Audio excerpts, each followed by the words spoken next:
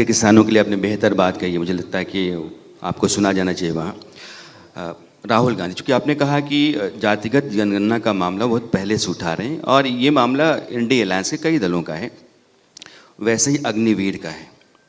बार बार वो संसद में भी आ रहा है, संसद के बाहर भी आ रहा है कि अग्निवीर एक ऐसी योजना है, अगर मेरी सरकार आई तो हम उसको रद्द कर देंगे, और आप बार बार उसको डिफेंड करने की कोशिश में हैं।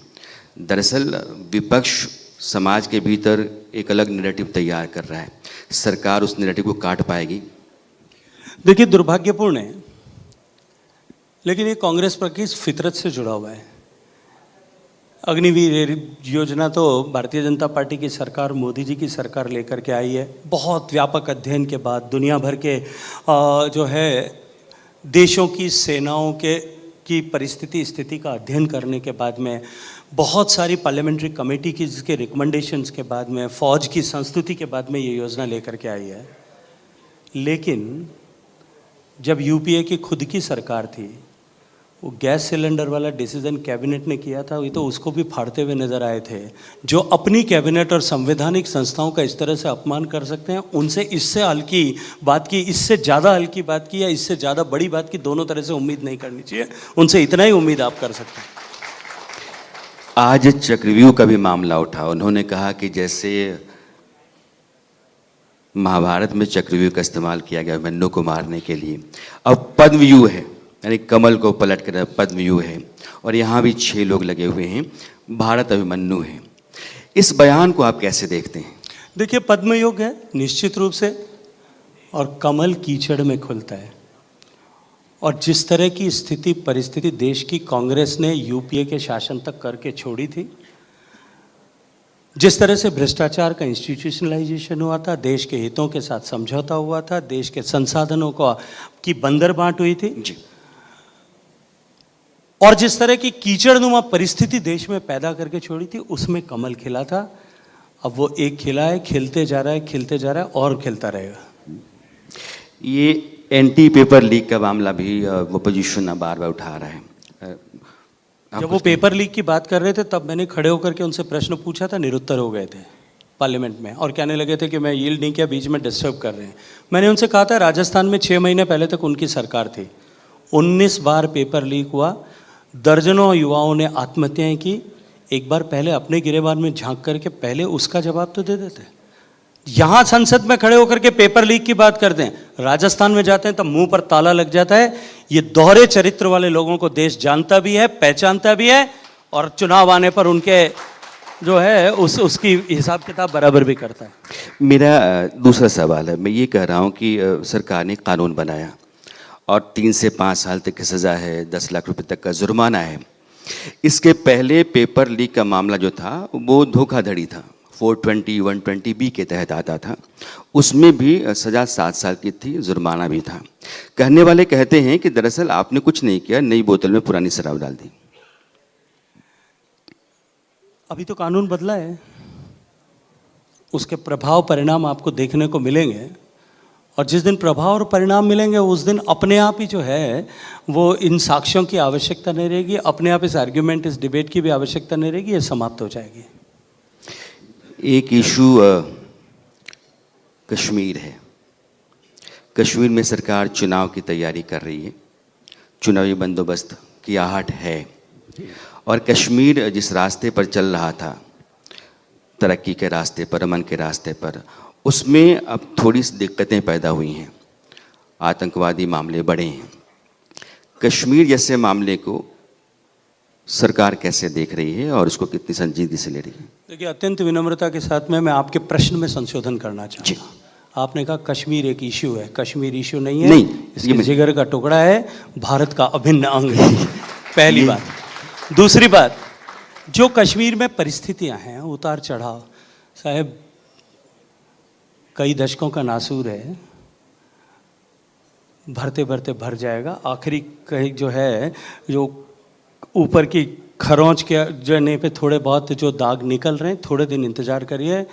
कश्मीर में जिस तरह से परिवर्तन हो रहा है और कश्मीरियों की मानसिकता में जिस तरह से परिवर्तन हुआ है, कश्मीर ने जिस तरह से विकास का रास्ता देखा और कश्मीर ने जिस तरह से पहली बार आज़ादी पाई है 370 की गुलामी से, आप उसका प्रभाव देखते जाइए। कश्मीर भारत का ग्रोथ इंजन बनेगा, मैं टूरिज्म मंत्री होने के नाते आपसे कह रहा हूँ। चूँकि पर्यटन के लिहाज से कश्मीर, चूँकि बात आपने बहुत अच्छी मतलब अच्छे मोड़ पर ला कर रखी है। कश्मीर में चीज़ें बदली हैं, सिनेमा घर खुले हैं, लाल चौक पर देर रात तक वहाँ जलसा हो जाता है, तिरंगों की पात दिखती है। बतौर टूरिज़्म मिनिस्टर कश्मीर में ऐसा क्या क्या हुआ है जो नए सिरे से चल रहा है? देखिए, सबसे बड़ा विषय अमन और शांति है। लोगों का कॉन्फिडेंस बिल्ड हुआ है, देश भर के दुनिया भर के लोगों का वो जो है आत्मविश्वास वापस लौटा है कि कश्मीर सुरक्षित है। और कश्मीरियों ने भी वापस एक लंबे लंबे अंतराल के बाद में कश्मीरियों ने भी वापस वो जो है टूरिस्ट फुटफॉल देखा है। उनकी इकोनॉमी वापस बदलती हुई उनको दिखाई दे रही है। इसलिए जो दोनों तरफ से ये परिवर्तन आया है, ये परिवर्तन कश्मीर को बहुत बहुत आगे तक लेकर के जाने वाला है। मैंने इसलिए कहा था कि पिछले साल 2 करोड़ के आसपास सैलानी कश्मीर गए थे, अपने आप में रिकॉर्ड है। मैं बिहार से आता हूँ। इस बार के बजट में आपने बोध गया के लिए भी अच्छा खासा बजट रिलोकेशन है, और उसमें विष्णुपद मंदिर और महाबोधि मंदिर काशी कॉरिडोर के तरह ही विकसित किए जाएंगे। इन दोनों को लेकर के क्या योजना है, कैसा होगा ये? देखिए, मैं इसका उत्तर दूं उससे पहले कश्मीर से जुड़ी हुई एक बात और कह दूं। आपने कहा 2 करोड़ लोग गए थे।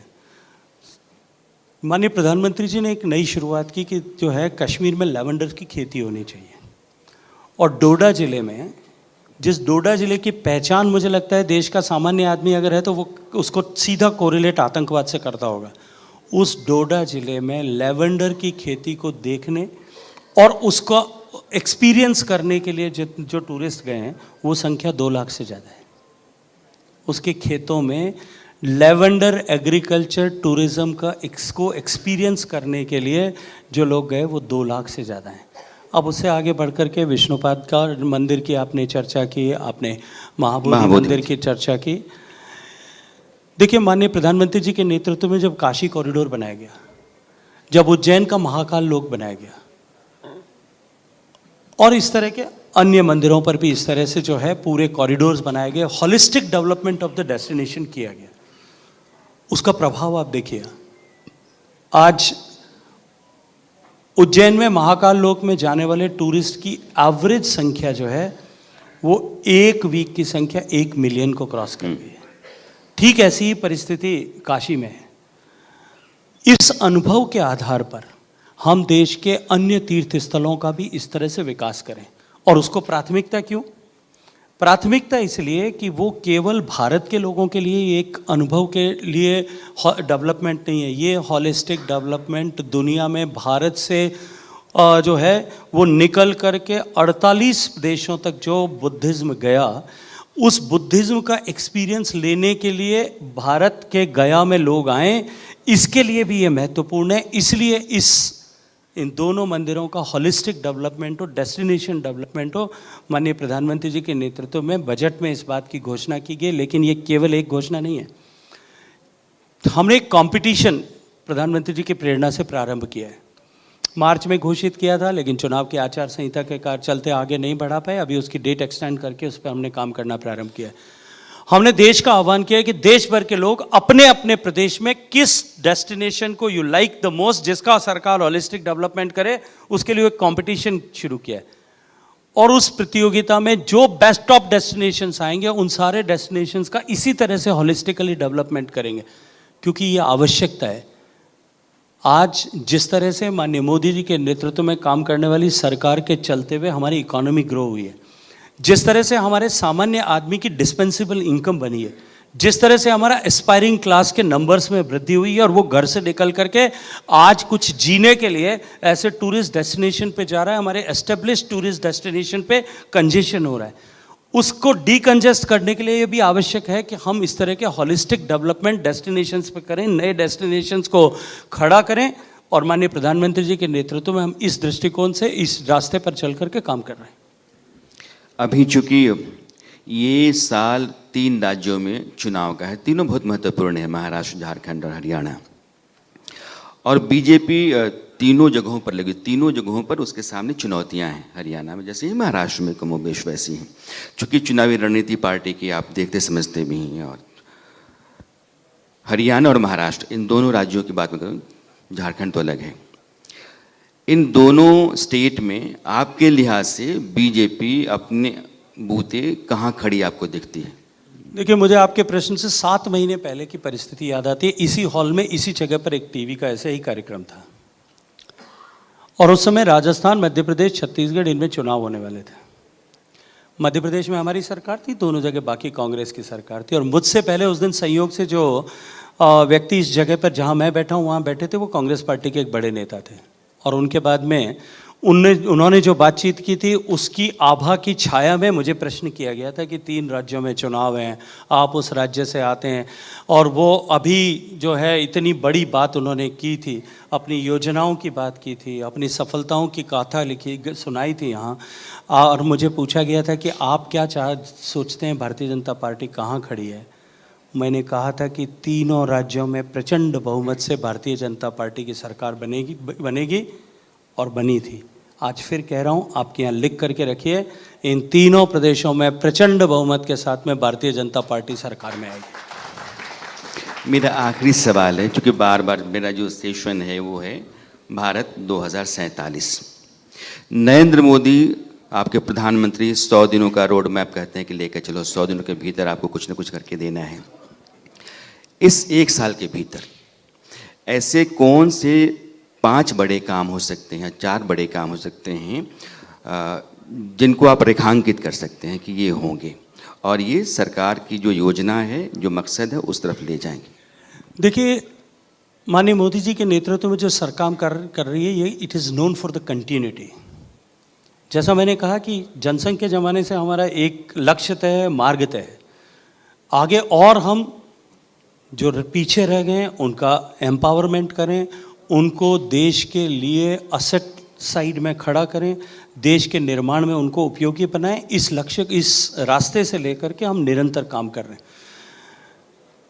जहाँ तक 2047 की दिशा में आगे बढ़ने का विषय जिस पर लेकर के आपने कहा कि 1 साल के कालखंड में क्या होगा, मैं आपको एक छोटे से उदाहरण से अपनी बात को समाप्त करना चाहता हूं। जब चुनाव में देश लगभग प्रवेश कर गया था, औपचारिक तिथियों की घोषणा बाकी थी, भारतीय जनता पार्टी ने भी और विपक्षी दलों ने अपने बहुत सारे जगह पे कैंडिडेट्स डिक्लेयर कर दिए थे। भारतीय जनता पार्टी लगभग 200 कैंडिडेट्स डिक्लेयर कर चुकी थी। हम सब लोगों को प्रत्याशी के रूप में नामित कर दिया था। उस समय में दिल्ली में सुषमा स्वराज भवन में एक मीटिंग हुई थी। सामान्यतः चुनाव से 6 महीने पहले सरकार चुनाव मोड में चले जाती है, चुनाव की दृष्टि से ही सोचती है, और ब्यूरोक्रेसी भी सामान्यतः 6 महीने में सुर राग बदल करके अलग तरह से काम करने लग जाती है। माननीय मोदी जी के नेतृत्व में जिस दिन बैठक हो रही थी, तब हम चुनाव की चर्चा नहीं कर रहे थे। काउंसिल ऑफ मिनिस्टर्स एंड सारे सेक्रेटरीज मिलकर के 2047 तक भारत को पहुंचाने के रोड मैप पर डिस्कशन कर रहे थे। ये सरकार का कॉन्फिडेंस था, और उसी मार्ग पर, उसी तय किए गए कार्यक्रमों के आधार पर हम आगे बढ़ेंगे। देश विकसित हो, हम इसके लिए पूर्ण समर्पित भाव से जुटेंगे। और नरेंद्र मोदी जी के नेतृत्व में ये जो आधारशिला रखने का 5 साल है, आधारशिला रख करके देश को विकसित देश बनाने की दिशा में कई कदम आगे बढ़ेंगे। गजेंद्र शेखावत जी, आप आए, आपने समय निकाला और आप चर्चा में हिस्सा लिए, बहुत बहुत शुक्रिया आपका। धन्यवाद, बहुत सारा धन्यवाद।